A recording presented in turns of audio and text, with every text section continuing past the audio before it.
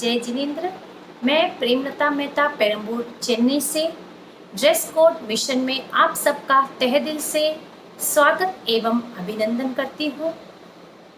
Dress code mission क्या है तो आपको बता दूं कि यह मेरा एक मिशन है जिसमें मैं 2020 यानी 2020 महिलाओं को जोड़ने का मेरा लक्ष्य है और इसमें वह महिलाएं जुड़े जो अपने पोशाक में परिवर्तन ला सकते हैं, यानी जो महिलाएं स्लीवलेस पहनते हैं या फिर अपने नीस के ऊपर वाले जो कपड़े पहनते हैं, उन महिलाओं में एक बदलाव लाने का ही मेरा एक उद्देश्य है।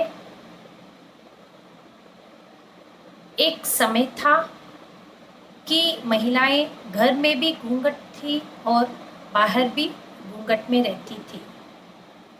फिर एक समय आया कि घर में घूंघट था और बाहर बिना घूंघट रहती थी। फिर एक समय आया कि वह घर में बिना घूंघट साड़ी पहनती थी, सर ढकती थी, और जब बाहर जाते हैं आप क्या मैं क्या, हम ड्रेसों में रहते हैं। फिर कुछ ऐसा समय भी आया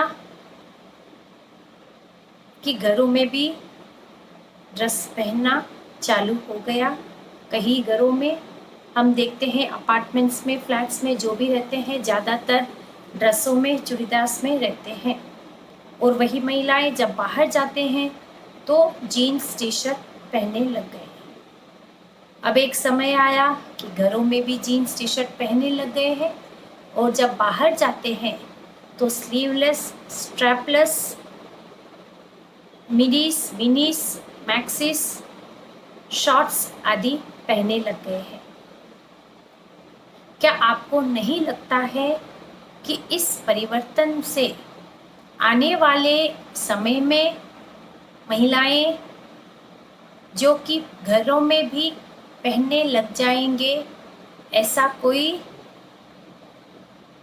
दावा नहीं दे सकता है कि वो नहीं पहनेंगे, क्योंकि जो बाहर घूमने जाते थे इंडिया में या फॉरेन कंट्रीज़ में, तो हम ड्रेसेस पहनना बेहतर समझते हैं।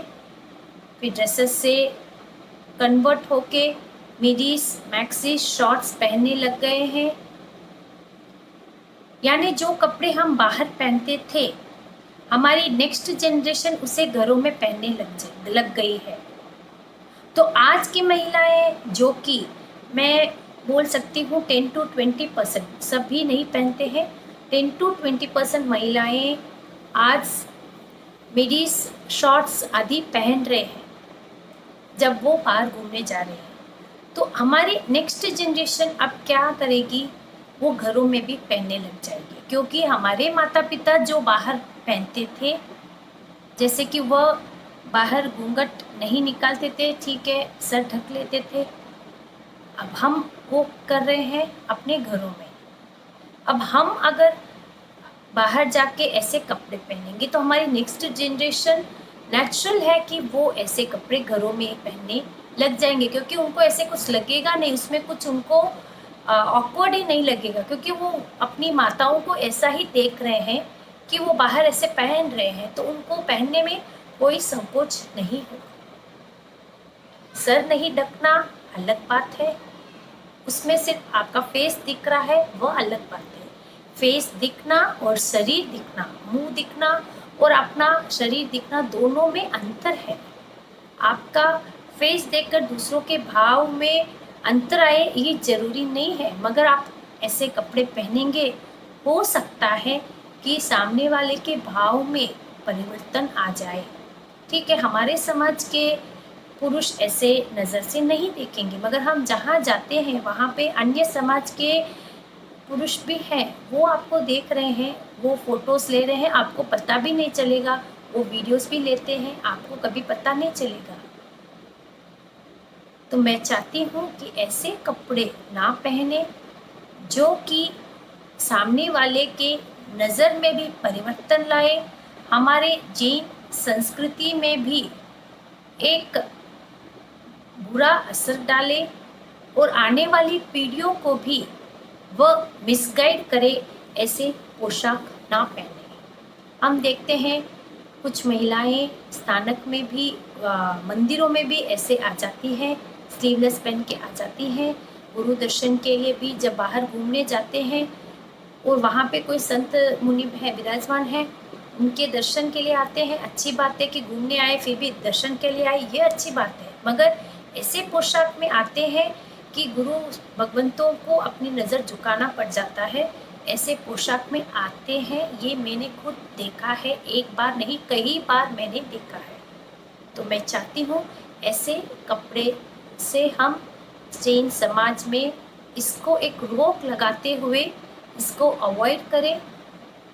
और सिर्फ आप ऐसे कपड़े पहनने से ही यंग लगेंगे ऐसा कोई ज़रूरी नहीं है। आप साड़ी में भी अच्छी दिख सकते हैं, चूड़ीदार में भी अच्छी दिख सकते हैं। और अच्छा दिखना ही ज़रूरी नहीं है, अच्छा बनना ज़्यादा ज़रूरी है। हमारे समाज के लिए कुछ अच्छा करना ये सबसे महत्वपूर्ण है। तो मैं चाहती हूँ कि जो भी जिसको भी लगे कि हाँ हम इसे अब रोक लगाना ज़रूरी है, तो आप इस मिशन में ज्वाइन करके अपना नाम रजिस्टर करें कि हाँ मैं पहनती थी, आगे से नहीं पहनूंगी, कम से कम 1 साल तक ना तो खरीदूंगी ना पहनूंगी। और अपनी बच्चियों को भी ऐसे कपड़ों से दूर रखूंगी, अपनी बेटी बहुओं को भी ऐसे कपड़े ना पहने इसका मैं ध्यान रखूंगी, क्योंकि आने वाली पीढ़ी को संभालना बहुत मुश्किल हो जाएगा अगर ऐसा ही आप आगे से आगे अपने कपड़े को जितना जितना आप कपड़ों को छोटा करते जाएंगे उतने उतने हमारे समाज में विकृतियाँ बढ़ेगी।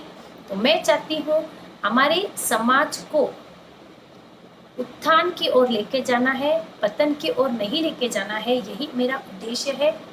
मेरे इन विचारों से, मेरे इन बातों से किसी को ठेस पहुंची हो तो मैं चाहती हूँ कि यह ठेस आपको एक अच्छे परिवर्तन की ओर लेके जाएगी।